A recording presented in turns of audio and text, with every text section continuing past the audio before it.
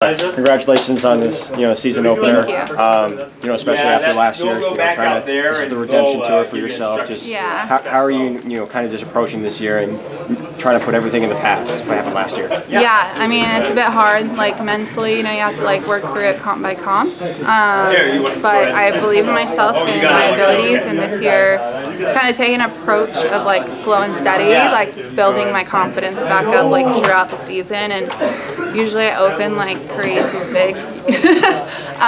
But this year, the opener, I opened last weekend actually at Virginia.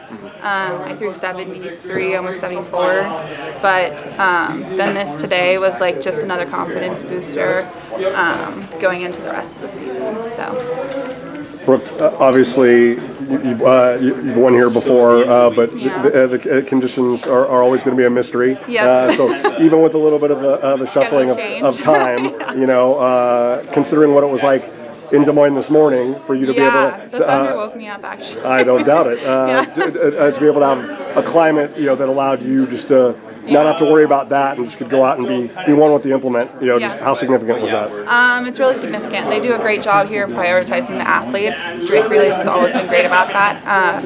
Like you said, the weather can be hit or miss, but they definitely put the athletes first and what will get them the better performances. So I was much happier going 3 hours early than way late in the night. So the schedule change was a little bit hectic at first, but everybody bounced back very well.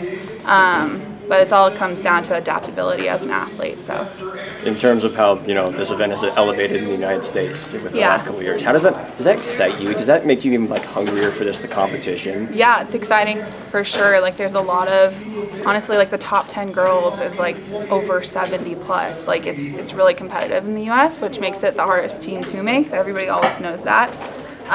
It's about being the best on the day, and I'm working towards building my confidence up so I don't have something that happens like last year. But I was also going through a lot of medical issues last year. I had vertigo for 4 months straight. Literally all of my competitions last year were with vertigo. So try to spin in a circle while already being dizzy before you even step in. So it's very hard to manage. I have migraines that cause it, so it's very rare. But it's under control now. I got a great team of doctors, got great USATF track and field behind me, supporting me. So I'm excited to see how the season will go once I build back into it. I asked the thing Mo last week because you kind of, not necessarily a similar situation, but also just missed the Olympic team. Yeah. Do you have a goal or mindset for 2025? Is something that you want to live by for the rest of the year? I just really want to have fun. I just want to bring the fun back. I feel like I put a lot of pressure on myself in past years.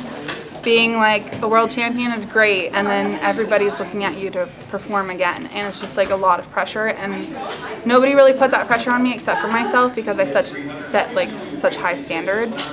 But I'm really having fun competing again and training again, and it's really exciting for me. And I know they might not be the crazy marks everybody's used to seeing right now, but slow and steady wins the race. So I believe in what my coach and I are doing, Nathan Ott, and I think it'll get me far this season. So yeah. To the aspect, like you said, you were spinning even before you were spinning last year.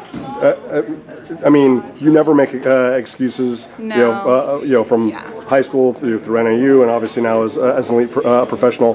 But I mean, I would hope that it also allows you to give yourself a little bit of grace. You could have completely bowed out for the entire season, gotten the medical in order and focused on 2025. So the fact that you even showed up to compete, I know you always take pride in showing up to compete, but especially last year with how challenging it was, did those comps mean more because at least you showed up? They do. It proves to me I can do it under really any circumstances as long as I put my mind to it. And I think so far this year it's been about trusting myself again slowly, because it's a big thing to come back from. You don't come back from that easily. So there's going to be mental hurdles as well as physical. But it's just about putting the work in, day out. So I think I'm doing just that. So I'm excited for this season. Cameron Rogers set the standard already this season with 78. Just what does that do? Like I said, going back to my point about American women just improving, just like that's a tone now. Like you throw throws that far. I mean, like what do you think could be the rest of the season look like, especially in the world competition? Yeah, I mean that's a great opener for her. Like congratulations to her. But I'm really just trying to focus on myself and like focus on my progression and not comparing myself to others like I have done in the past.